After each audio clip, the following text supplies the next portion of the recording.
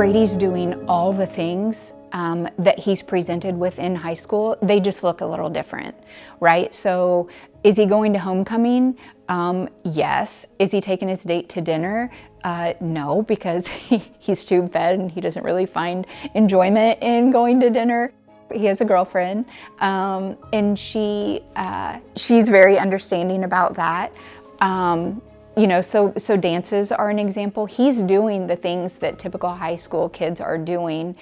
They just look a little different. She's funny and nice. We watch movies. Like sometimes we'll have a little movie night, a movie date night sometimes.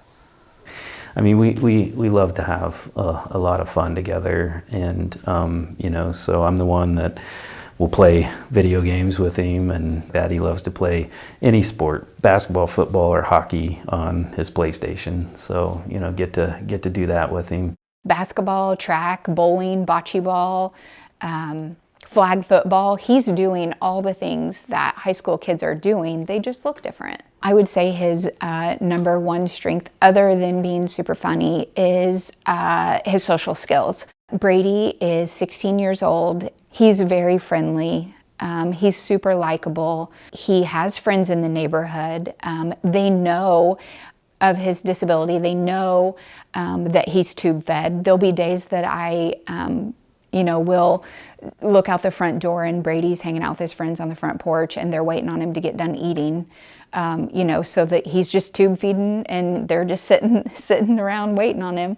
Would tell his friends that he was at lunch because he wouldn't eat with his mouth. He would tell his friends that it was like a milkshake and he just didn't get to taste it. It just went straight to his belly. And take all your medicine and still play basketball? Yes. If you ask him his favorite thing to do, it's farm. I mean, he's got farming in his blood. His dream is to be a farmer. His dream is to, be something along those lines. So what I would love to do is just be able to set him up with, let's say 30 acres or something along those lines and say, here, play around with this. Let's work together on this. Let's, give that quality of life. On the farm, he's definitely a typical farm kid and can drive some of the equipment, with supervision. I like harvesting crops. I drive the work truck sometimes, and then I will also drive a tractor too. And we get what we call diesel therapy. So we get to sit there in the tractor, and he started driving last year, which was, one of those moments, that you never thought you would see either. When you're thinking about dreams and hopes, I think that would be a great place to be. My biggest fear for Brady is like the next episode, like the next stroke, or, will I be there? Will I not? Will people know what to do? Yeah, a good treatment would ensure that there's not going to be any more strokes, the elimination of the possibility of strokes and or seizures. But at this point in Brady's medical journey, I would focus more on the strokes than the seizures because they were treated for so long. We were able to wean ourselves off.